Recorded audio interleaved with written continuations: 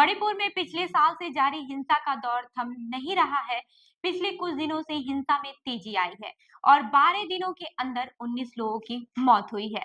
इम्फाल घाटी में स्थिति तनावपूर्ण बनी हुई है, जबकि जिरीबाम जिले में भी तोड़फोड़ और हिंसा जारी है। कानून और व्यवस्था की बिगड़ती स्थिति को देखते हुए कई जिलों में कर्फ्यू जारी है और इंटरनेट भी बंद है।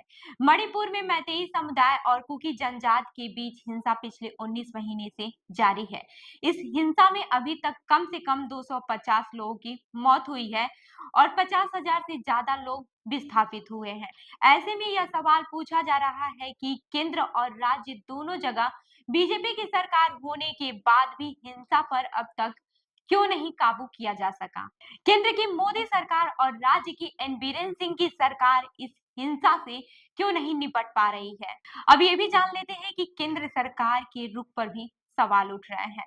इस समय प्रधानमंत्री नरेंद्र मोदी ब्राजील के दौरे पर है, जहां G20 का शिखर सम्मेलन चल रहा है। इससे पहले नरेंद्र मोदी नाइजीरिया गए थे और आगे उन्हें गुयाना भी जाना है। इन देशों के दौरे पर निकलने से पहले ही मणिपुर में हालात फिर बिगड़ रहे थे, लेकिन प्रधानमंत्री नरेंद्र मोदी की ओर से कोई बयान नहीं आया। विपक्ष का आरोप है कि पीएम मोदी को अपने व्यस्त कार्यक्रम में मणिपुर पर बोलने का समय नहीं है, लेकिन वे एक फिल्म को लेकर पोस्ट कर रहे हैं। पिछले दिनों पीएम नरेंद्र मोदी ने गोधरा कांड पर आई फिल्म साबरमती रिपोर्ट पर एक पोस्ट किया था। इसके अलावा गृह मंत्री अमित शाह और अन्य मंत्रियों ने भी इस फिल्म को लेकर सोशल मीडिया एक्स पर ट्वीट किया। तृणमूल कांग्रेस की राज्यसभा सांसद सागरिका घोष ने सोशल मीडिया साइट एक्स पर अपने पोस्ट में लिखा है कि पीएम मोदी को एक प्रोपेगेंडा फिल्म के बारे में लिखने का समय है, लेकिन उनके पास मणिपुर जाने का समय नहीं है।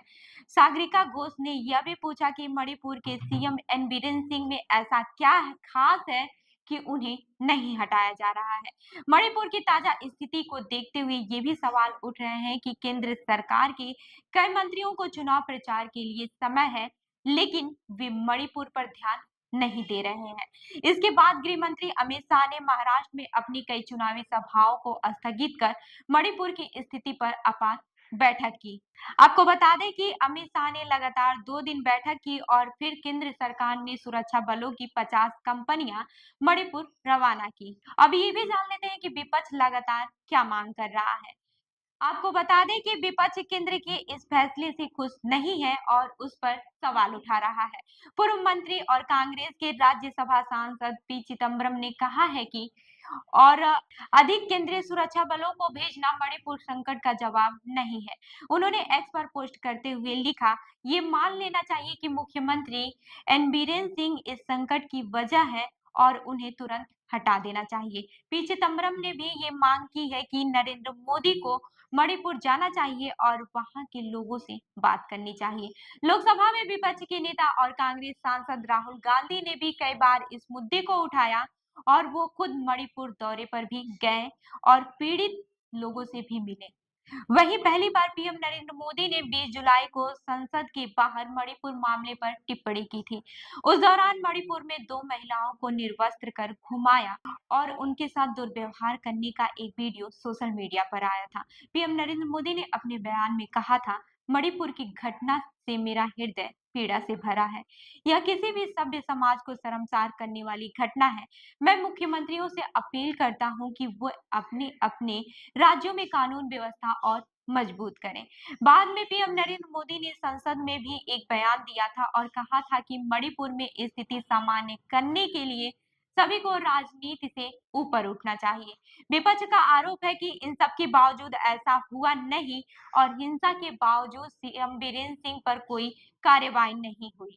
हाल ही में राहुल गांधी ने एक बार फिर पीएम मोदी से मांग की कि वे मणिपुर का दौरा करें। अब ये भी जान लेते हैं कि कुकी चरमपंथियों को बीजेपी विधायक ठहरा क्यों रहे हैं इनको जिम्मेदार। राज्य के वरिष्ठ पत्रकार प्रदीप फैजबम कहते हैं, सवाल उठने लाजमी है क्योंकि दोनों जगह बीजेपी की सरकार होने के बाद भी 19 महीनों से हिंसा हो रही है। मणिपुर के लोग की नाराजगी की यही प्रमुख वजह भी है। राज्य में आए दिन लोग मर रहे हैं, लेकिन सरकार का एक्शन नजर नहीं आ रहा है। उन्होंने कहा कि अगर केंद्र सरकार हिंसा शुरू होने की 3-4 दिन के भीतर कोई प्रभावी कदम उठाती है तो इतनी तादाद में जान माल का नुकसान नहीं होता। सोमवार को राज्य के सीएम एन बीरेन सिंह ने बीजेपी विधायकों की एक बैठक बुलाई। उन्होंने सोशल मीडिया साइट एक्स पर पोस्ट कर बताया कि इस बैठक में जिरीबाम में निर्दोष लोगों की हत्या की निंदा की गई। बीरेन सिंह ने कहा कि दोषियों के खिलाफ कड़ी कार्रवाई की जाएगी और इस मामले में ये सुनिश्चित किया जाएगा कि लोगों को न्याय मिले। उन्होंने यह भी जानकारी दी कि अब सपा और कानून व्यवस्था की स्थिति मजबूत करने पर भी अहम फैसले किए गए।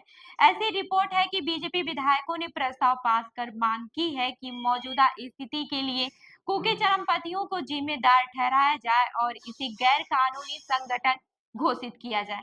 तो इस खबर पर क्या है आपका कहना, हमें जरूर बताएं। मैं उर्वी आपके साथ और आप देख रहे हैं जन दर्पण न्यूज। धन्यवाद।